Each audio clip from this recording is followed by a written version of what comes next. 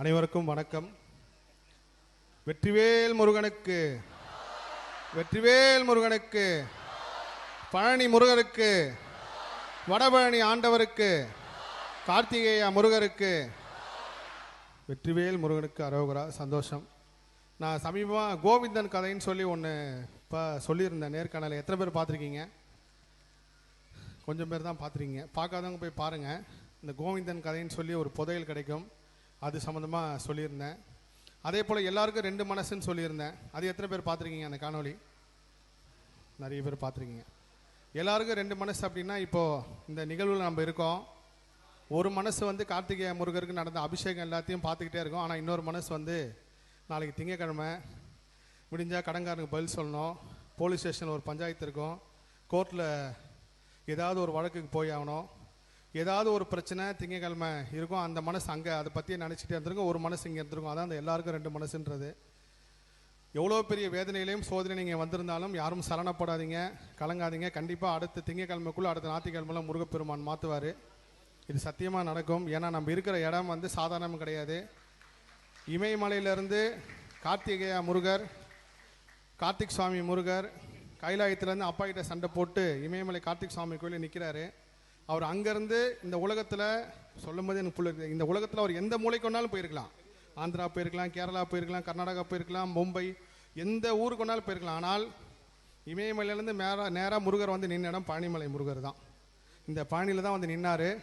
அது ஒவ்வொருத்தரும் ஒன்று சொல்லுவாங்க. தாண்டிக்குடியில் ஒரு இடத்துல நின்னார், இன்னொரு இடத்துல ஓதிமலை நின்னார். இது எல்லாமே உண்மை தான். ஏன்னா கலியுகம்ன்றது ஒரு யுகம் மட்டும் கிடையாது, பல கலியுகம் இருக்குது, பல கலியுக சுழற்சி இருக்குது. சமீபத்தில் முருகர் ஆராய்ச்சியில் உணர்ந்தது என்னென்னா, ஒவ்வொரு கலியுகத்திலையும் முருகப்பெருமான் ஒவ்வொரு விஷயம் செஞ்சுருக்காரு. ஸோ இமயமலையிலேருந்து நேராக முருகப்பெருமான் வந்து நின்ன இந்த மண்ணில் தான் நம்ம இருக்கோம். நீங்கள் வந்து எப்படி திருவண்ணாமலைக்கு போனால் மலையே சிவபெருமான காட்சி தராரோ, இங்கே மலையே முருகப்பெருமான காட்சி தராரு. மேலே போய் சாமி பார்க்க முடியல, மேலே போக முடியல, யாரும் வருத்தப்படாதீங்க. இங்கே இருக்கிற இடத்துலேருந்தே முருகப்பெருமான் காட்சி கொடுக்காரு மலை ரூபமாக. கண்டிப்பாக வேண்டிட்டு போங்க, எல்லாரோட துன்பமும் துயரமும் நிச்சயமாக மாறும். முதல் விஷயம் வந்து இந்த திருப்புகழ் நிகழ்ச்சி நடக்கிறதுக்கு வந்து ஒரு பெரிய காரணம் ஐயா சொன்னார், நான் தான் சொல்லிட்டு கிடையாது. வடப்பள்ளி ஆண்டவர் தான் ஒரு பெரிய காரணம். இவர் வடப்பள்ளி முருகரை பார்க்க வந்தார். அப்போ தான் வந்து இந்த மாதிரி முருகருக்காக ஒரு நிகழ்ச்சி பண்ணுறேன் அப்படின்னு சொல்லி சொல்கிறாரு.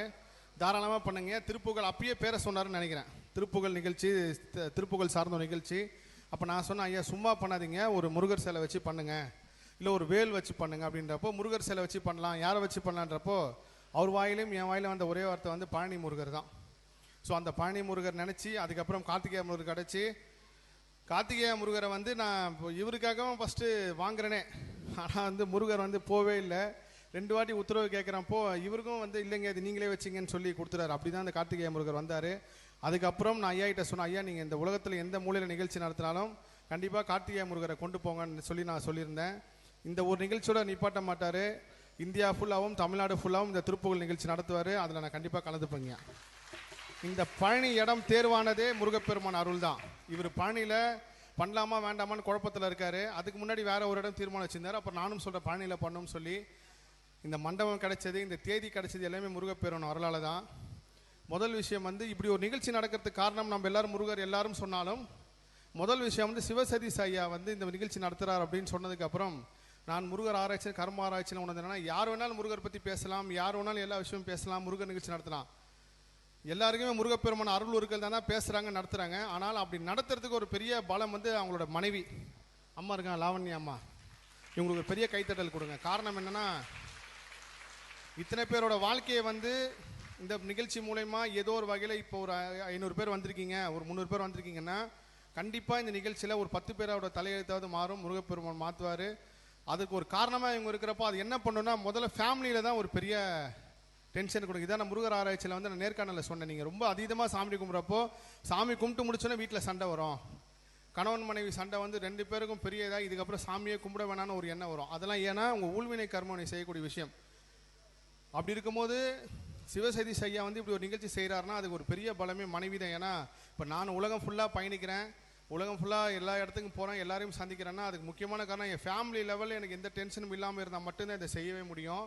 அது என்னோட ஃபேமிலி மட்டும் கிடையாது, இந்த மாதிரி முருகர் பற்றி பேசுகிறவங்க, முருகர் நிகழ்ச்சி நடத்துவங்க எல்லாருக்குமே அந்த இறைவன் வந்து ஏதோ ஒரு வகையில் யார் செஞ்ச புண்ணியமோ, எந்த ஜென்மத்தில் செஞ்ச புண்ணியமோ இவங்கள மாதிரி ஒரு மனைவியை கொடுத்து இந்த மாதிரி நிகழ்ச்சி நடத்துறதுக்கு வந்து வழிவகையாக இருக்காங்க. அதே போல் வந்து இந்த பெண் சக்தியை பற்றி நான் பேசியிருந்தேன். மனைவின்னு சொல்கிறப்போ அந்த பெண் சக்தியை பற்றியும் சொல்லி அவனுக்கு கண்டிப்பாக நம்ம என்ன தான் விழுந்து வந்து சாமி கும்பிட்டு முருகர் பாதத்திலே இருந்தாலும் 24 மணி நேரம் கோயிலே இருந்தாலும் நம்மளோட மனைவியோ நம்மளோட அக்கா தங்கையோ நம்மளோட அம்மாவையோ துன்புறுத்திட்டு அவங்கள ஒரு வார்த்தை ரொம்ப கஷ்டப்படுத்திட்டு அவங்க மனசை கஷ்டப்படுத்திட்டு என்ன வழிபாடு எத்தனை ஓமன்ஸ் தான் அதுக்கு பலன் இருக்காது. ஏன்னா முருகப்பெருமான் கார்த்திகை பெண்களுக்கு ஒரு கொடுத்த வரமும் சரி, சிவபெருமான் கார்த்திகை பெண்கள் கொடுத்த வரமும் சரி, யாரெல்லாம் நீங்கள் பெண்களை வந்து மதிக்கிறீங்களோ, யாரெல்லாம் வந்து நீங்கள் பெண்களை வந்து அவங்க சொல்கிறத கேட்டு அவங்க விஷயத்தை வந்து நீங்கள் சரி பண்ணி அவங்களுக்கு எந்த வகையில் துன்பம் ஏற்படுத்தாமல் இருக்கீங்களோ கண்டிப்பாக முருகப்பெருமான் வாசி பரிபூர்ணமாக கிடைக்கும். அதே போல் இது ஆண் மட்டும் கிடையாது, ஒரு பெண்ணும் இன்னொரு பெண்ணுக்கும் எந்த வகையிலும் கெடுதல் செய்யக்கூடாது. தெரியாமல் ஒரு பொண்ணை பற்றி தப்பாக சொல்கிறது, ரொம்ப நாள் குழந்தை பிறக்காதவங்களை பற்றி ரொம்ப கேவலமாக சொல்கிறது, அவங்கள அந்த நிகழ்ச்சியிலேருந்து புறக்கணிக்க அப்படின்னா தயவுசெய்து யாரும் செய்யாதீங்க. ஆணாக இருந்தாலும் பெண்ணாக இருந்தாலும் யாரெல்லாம் பெண் சக்தியை மதிக்கிறாங்களோ அவங்களுக்கு முருகப்பெருமான் கொடுக்குற எல்லா வரமும் பரிபூர்ணமாக அமையுன்றது வந்து என்னோட முருகர் ஆராய்ச்சியில் நான் கண்ட பெரிய உண்மை. திருப்புகள்ன்றது வந்து ஒரு ஆக்சிஜன் மாதிரி. ஹார்ட் அட்டாக் வந்தவங்களுக்கு வந்து உடனே ஒரு இன்ஜெக்ஷன் போடுவாங்க, அந்த மாதிரி ஒரு திருப்புகள். இன்னும் வரும் காலங்களில் இந்த திருப்புகள் வந்து உலகம் ஃபுல்லாக பரவி திருப்புகளுக்காக அரசே ஒரு பெரிய விழா எடுக்கிற அளவுக்கு வரும். இதே பாணியில் தான் முருகர் மாநாடு நடந்தது. கண்டிப்பாக இதுக்கப்புறம் முருகர் சார்ந்த எல்லா நிகழ்வுகளும் முருகப்பெருமான் நடத்துவார். முருகர் அற்புதம் அதிசயம், சொல்ல வார்த்தை இல்லை.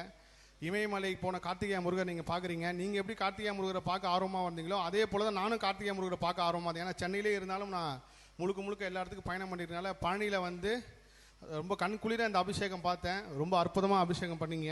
அதுவும் சந்தன அபிஷேகம் பண்ணுறப்போ ரொம்ப பரிபூர்ணமாக இருந்தார் முருகர். யாராவது உங்கள்கிட்ட எப்படி இருக்கீங்கன்னு கேட்டால் இதுக்கப்புறம் பரிபூர்ணமாக இருக்குன்னு சொல்ல பழகுங்க. நீங்கள் அந்த பரிபூர்ணன்ற வார்த்தை சொல்ல இப்போ நீங்கள் எந்த அளவுக்கு இருக்கீங்களோ எழுதி வச்சுக்கிங்க, இல்லை மனசில் வச்சுக்கிங்க. இந்த ஜூன் மாதம் 21ஆம் தேதி நம்ம இன்றைக்கி சந்திக்கிறோம். இதே மாதிரி அடுத்த முருகர் அரைக்க நிகழ்ச்சியிலையோ இல்லை அடுத்த திருப்புகழ் நிகழ்ச்சியோ சந்திக்கிறப்போ இந்த பரிபூர்ணமாக நீங்கள் சொல்ல உங்கள் வாழ்க்கையை பரிபூர்ணமாக மாறும். குழந்தை இல்லையா, கண்டிப்பாக குழந்தை கிடைக்கும். வீடு இல்லையா, வீடு கிடைக்கும். நீங்கள் என்ன கேட்குறீங்களோ, ஆனால் எப்படி இருக்கீன்னு யார் கேட்டாலும் பரிபூர்ணமாக இருக்குன்னு சொல்ல பழகுங்க. எல்லா புகழும் முருகனுக்கே. நிறைய விஷயம் பேசணும்னு வந்தேன். எல்லாரோட முகமும் எனக்கு முருகர் முகமாக தான் தெரியுது. இந்த முருகர் பக்தர்கள்லாம் என்கிட்ட அடிக்க சொல்லுவாங்க, சார் முருகர் பேரை வச்சவன் என்னை ஏமாற்றிட்டு போயிட்டாங்க சார், முருகர் பேர் வச்சிருக்காரு நம்பி ஒரு விஷயத்தை கொடுத்தேன் சார் ஏமாத்திட்டேன். அப்படி எதையுமே நினைக்காதீங்க. திரும்ப அதே முருகர் பேரில் இருக்கிறவர் தான் உங்களுக்கு வந்து நல்லது பண்ணுவார். இது சத்தியம்.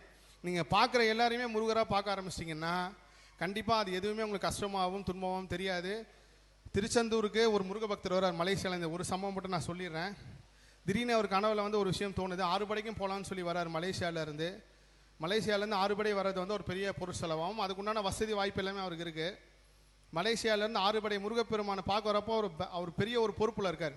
அந்த பொறுப்புனா நம்ம ஊர் சம்பளத்துக்கு ஒரு 5 லட்ச ரூபா சம்பளம் வாங்குற அளவுக்கு ஒரு பெரிய பொறுப்பில் இருக்கார். அறுபடை முருகரை பார்த்துட்டு மலேசியாவுக்கு போகிறாரு. போய் 2 நாள் அவர் வேலையை விட்டு தூக்கிடுறாங்க. தூக்குனேன்னு அவருக்கு மொத்த கோவம் முருகர் மேலே ஆகுது. சிவனேன்னு மலேசியாவில் இருந்திருந்தா கூட இந்த வேலை போயிருக்காது போல். இவ்வளோ கஷ்டப்பட்டு இவ்வளோ செலவு பண்ணி முருகப்பெருமானை போய் முருகன் அவர் ரொம்ப மோசமாக சொன்னார். அவரை நான் சந்திச்சுட்டு வந்தேன். முருகனை பார்த்ததுக்கு இப்படி ஒரு வேதனை எனக்கு, என் வேலையே போயிடுச்சு. நீங்கள் சொன்னது உண்மைதான், முருகனை கூப்பிட்டா சோதனை வரும்னு சொன்னீங்க, பாருங்க எனக்கு வேலையை விட்டே தூக்கிடாருன்னு சொல்லி புலம்புறாரு. கதை நான் சொன்னேன், ஐயா இப்பயும் சொல்கிறேன், நீங்கள் 6 படை வீட்டுக்கு போயிருக்கீங்க. 1 படை வீட்டுக்கு போனாலே உங்களோட ஊழ்வினை கருமனோட எதிர்வினை வந்து ரொம்ப பெருசாக இருக்கும். 6 படைக்கு போயிருக்கிறப்போ கண்டிப்பாக அதோட தாக்கம் ரொம்ப, நீங்கள் 1 செகண்ட் வேலை போயிடுச்சுன்னு சொல்லி வேதனை அடைஞ்சிக்கலாம். அந்த 1 செகண்ட் இந்த கர்மா மாறதுக்கு உண்டான ஒரு பெரிய வழி. அந்த கர்மா ஏதோ ஒரு வகையில் உங்கள் ஊழ்வினை உங்களை பெரிய டென்ஷன் கொடுக்கும், பயந்துடாதீங்கன்னு சொல்கிறேன். கரெக்டாக ஒரு வாரம் கழித்து அவர் எந்த வேலையிலேருந்து தூக்குனாங்களோ அதை விட ஒரு படி பெரிய வேலை அவர் கிடச்சிது. அவர் முருகர் சாட்சியாக மலேசியாவில் நடக்கிற முருகர் அழைக்க நிகழ்ச்சி வந்து சொல்ல போகிறார். அதை உலகம் ஃபுல்லாக பார்ப்பாங்க. ஸோ இந்த மாதிரி முருக பக்தியில் நீங்கள் கும்பிட்டீங்க, முருகனை கும்பிட்டனால இப்படி ஆயிடுச்சேன்னு சொல்லாதீங்க. ஏன்னா அது இன்னும் பெரிய கர்மா உங்களுக்கு ஏற்படுத்திக்கிட்டே இருக்கும். மனிதர்கள் மீது பழி சொல்லலாம், ஆனால் இறைவன் மீது பழி சொன்னால் அந்த கர்மா ரொம்ப ரொம்ப பெருசாக இருக்கும். என்னோட முருகர் ஆராய்ச்சியில் திரும்ப நான் கண்டிருந்த ஒன்று சொன்னால், முருகப்பெருமான் கடவுள் மட்டும் கிடையாது, அவர் ஒரு எனர்ஜி. அந்த எனர்ஜி எப்படி இருக்குன்னா இந்த பிரபஞ்சம் முழுக்கவே நீக்கமர நிறைஞ்சிருக்காரு. முருகா அப்படின்னு நீங்கள் எந்த மதமாக இருந்தாலும் சரி, முருகனே கும்பலனா கூட முருகா அப்படின்னு சொன்னீங்கன்னா அந்த சக்தி உங்களை காப்பாற்றும். அப்படி இருக்கும் போது நம்ம முருகப்பெருமானை கும்பிட்டா இன்னும் எந்த அளவுக்கு உங்களை காப்பாற்றுன்றது வந்து நீங்கள் உணர்ந்து முருகப்பெருமான் மேலே எந்த பழியும் போடாமல், முருகரால் தான் நம்ம இவ்வளோ தூரம் இருக்கோம். முருகர் நம்ம வாழ்க்கையில் என்ன நம்ம எங்கேயோ போயிருப்போம். இதான் சத்தியம். எல்லா புகழும் முருகனுக்கே. நன்றி. வெற்றிவேல் முருகனுக்கு, வெற்றிவேல் முருகனுக்கு, வெற்றிவேல் முருகனுக்கு. இன்னொரு விஷயம் சொல்லிடுறேன். இங்கே வந்திருக்கிறவங்க எல்லாருமே மகான் அருணகிரிநாதரோட குரு பூஜை வந்து வருகின்ற 29/6/2026 அன்றைக்கி வருது. ஆனி மாதம் மூல நட்சத்திரம். இந்த நிகழ்ச்சிக்கு நான் வரலாம் அப்படின்னு சொல்லி எல்லாம் திட்டமிட்டு எல்லாம் முதல்ல மலேசியாவிலேருந்து நேராக இங்கே வர மாதிரி இருந்துச்சு. அதுக்கப்புறம் நடுவில் ஒரு ப்ரோக்ராம் மாற்றிட்டு அதுக்கப்புறம் நான் மலேசியாவிலேருந்து சென்னை விமானத்தில் வரப்போ தூங்கிட்டேன். நல்லா தூங்கும்போது எனக்கு ஒரு விஷயம் வருது. அரையனார் பெருமான் சிலை வந்து, இந்த சிலை வந்து நான் அரையனார் பெருமான் 100 சிலை வந்து கொடுக்கறதுக்காக இப்போ சமீபத்தில் அறிவிச்சிருந்தேன். கிருபானந்த வாரியார் தொடங்கிய பணி அது. அவர் இருக்கும்போது இப்போ நம்ம கும்புற எல்லா கோவிலையும் அரையனார் சிலை இருக்குன்னா அது அவர் வச்சது தான். அதுக்கப்புறம் இந்த மாதிரி ஒரு சிலை வைக்கணும்னு சொல்லி நான் அந்த முதல் சிலையை வந்து ஆர்டர் கொடுக்க போகும்போது அந்த சிலை எப்படி வரணும்னு சொல்லி சாம்பிளுக்காக இந்த சிலையை எடுத்துகிட்டு போனேன். இந்த சிலையை கொடுத்ததுக்கப்புறம் தான் அவங்க அந்த சிலை மாதிரியே வடிவமைச்சாங்க. அப்போ எனக்கு விமானத்தில் வரப்போ இந்த முதல் சிலையை வந்து சிவசேதி சாயா கொடுக்கணும்னு சொல்லி உத்தரவு வருது. உத்தரவு வந்ததுக்கப்புறம் நான் சென்னை வந்ததுக்கப்புறம் மறந்துட்டேன். கரெக்டாக பழனி கிளம்புறதுக்கு முன்னாடி பெரிய அதிசயம் தான் அது. முருகப்பெருமான் இவர் கூடிய இருக்கான்றதுக்கு ஒரு பெரிய உதாரணம். நான் மறந்துட்டு வெளியில் வந்த விஷயத்தை திரும்பவும் ஞாபகப்படுத்தி அதுக்கப்புறம் திரும்ப இந்த சிலையை எடுத்துகிட்டு வந்து இப்போ வரைக்கும் இந்த சிலையை சேர்க்கிற வரைக்கும் அது ஒரு பெரிய வேலையை தான் முருகப்பெருமான் கொடுத்தது. வந்து இவர்கிட்ட கொடுக்குறேன், இந்த மாதிரி இந்த சிலையை வந்து இங்கே வச்சு பூஜை பண்ணுங்கன்னப்போ அவர் கேட்டார். அவர் சொன்னார் என்கிட்ட, ஐயா இல்லைங்க, நானே அரையனார் சிலையை வந்து வைக்கணும்னு நினச்சேன், நீங்கள் எடுத்துகிட்டு வந்தீங்க. ஸோ அப்படி தான் முருகப்பெருமான் இந்த அரையனார் சிலை அவர்கிட்ட கொடுக்க வச்சுருக்காரு. இதே மாதிரி சிலை தான் நான் வந்து 100 சிலை வைக்க போகிறேன் எல்லா முருகர் கோயிலையும் தமிழ்நாட்டில்.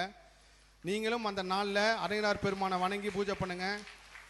ஒரு திருப்புகழ் பாடல் பாடுங்க. அன்றைக்கி போதும், மனப்பாடமாக ஒரு திருப்புகழ் பாடுங்க. உங்கள் குழந்தைங்களுக்கும் திருப்புகழ் பாடல் சொல்லிக் கொடுங்க. நம்ம இன்னைக்கு கந்தர் அனுபூதி, கந்தர் அலங்காரம், கந்த சஷ்டி, வேல்மரல், எத்தனையோ பாடல்கள் முருகப்பெருமானோட சக்தி உள்ள பாடல். ஆனால் திருப்புகழ் அதை விட இன்னும் ஒரு படி அதிகமாக சக்தி உள்ள பாடல். ஒரு பாடலே அவ்வளோ சக்தி இருக்கும்போது கிட்டத்தட்ட 16,000 பாடல்கள் வந்து அரையனார் பெருமான் கொடுத்தாரு. அதில் இப்போ நம்மளுக்கு 1400 பாடல் தான் கிடச்சிருக்கு. அந்த 1400 பாடல்களுமே பெரிய பொக்கிஷம். அந்த பாடலை வந்து பாடின ஓதுவர் ஐயாவுக்கும் ஒரு பெரிய நன்றி. அவருக்கு ஒரு பெரிய கைத்தட்டல் தட்டுங்க.